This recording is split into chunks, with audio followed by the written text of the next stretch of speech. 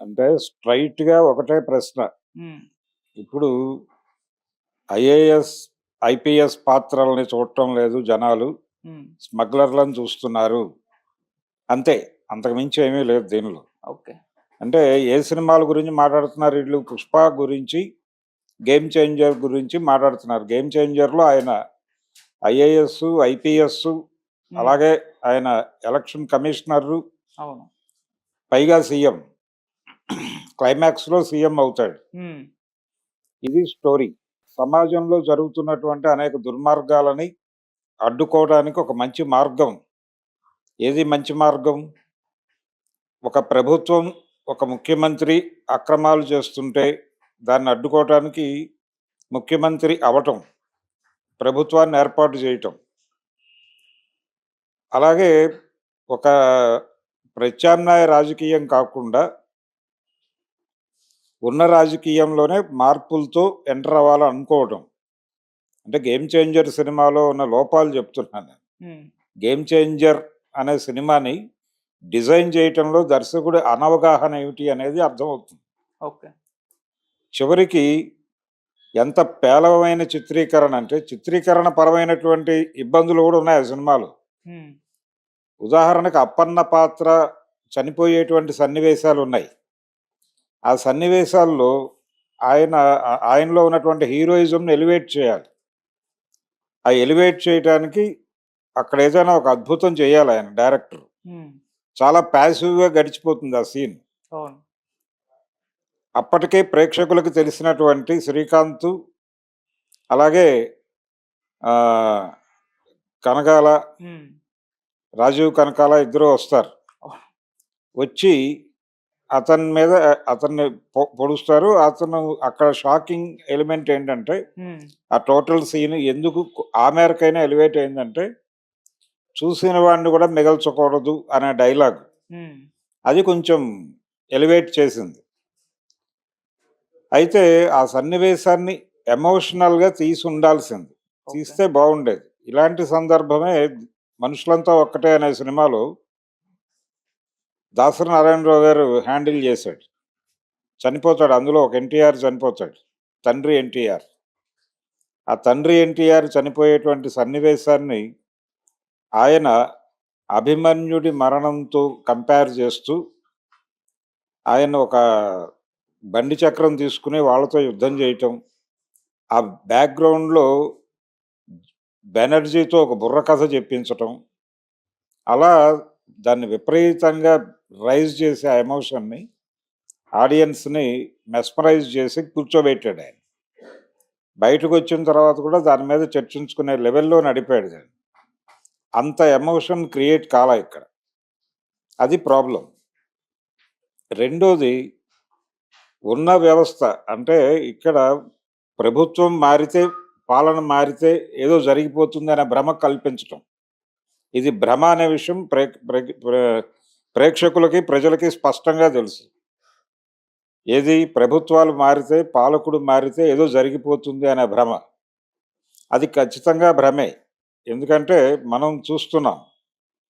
ఏది 90ల తర్వాత అధికారంలోకొచ్చిన ఏ పార్టీ అయినా సరే, ఒకే విధమైన పాలన ఉంటుంది. ఏదో కొద్దిపాటి స్ట్రక్చరల్ ఇబ్బందులు తప్ప.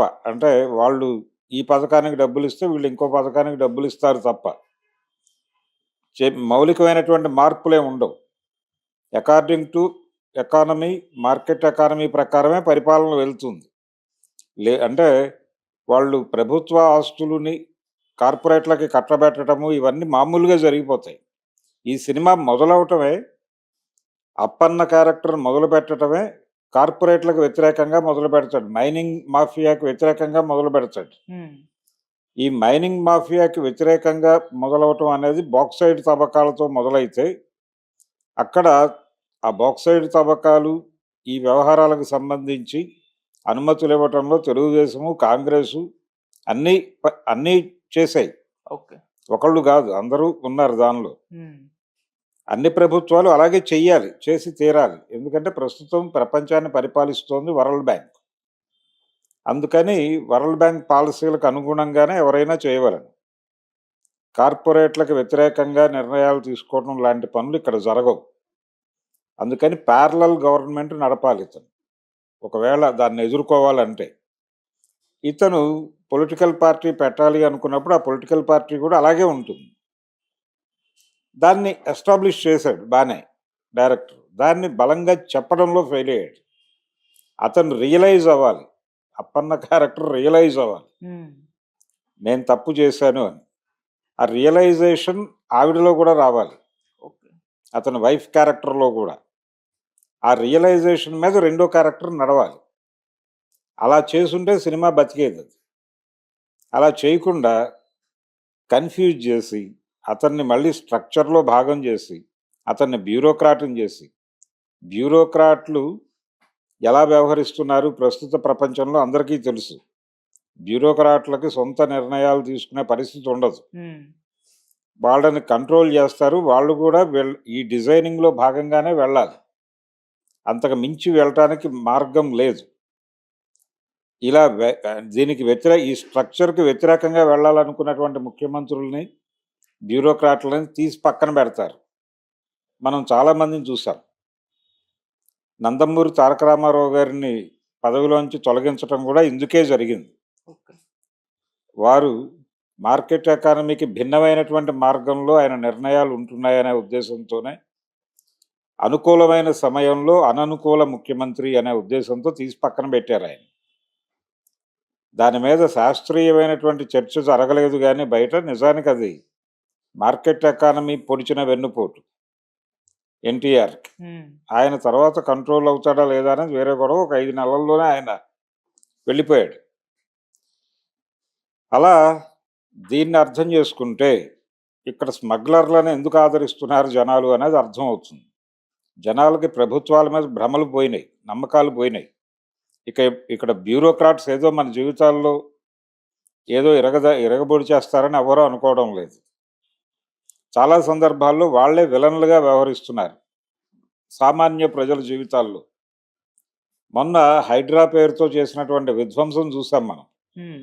ఏది వీళ్ళు కొన్ని పొలిటికల్ లీడర్స్ తాలూకా ఫామ్ హౌసెస్ అవి కూల్చారు, ఓకే. అధికార పార్టీ వాళ్ళు కూడా కూల్చారు, ఓకే. అలాగే ఒక సినిమా నటుడి తాలూకా, నాగార్జున తాలూకా కన్వెన్షన్ కూల్చారు, బాగుంది. కానీ ఇదే సమయంలో కొంతమంది middle class, lower middle class అప్పులు చేసి కట్టుకున్న అపార్ట్మెంట్లు, అలాగే పేదలు బతకలేక ఏదో పద్ధతిలో చిన్న గుడిసెలు వేసుకుని, రేకుల షెడ్లు వేసుకుని బతుకుతున్న వాళ్ళ మీద కూడా వెళ్ళిపోయారు.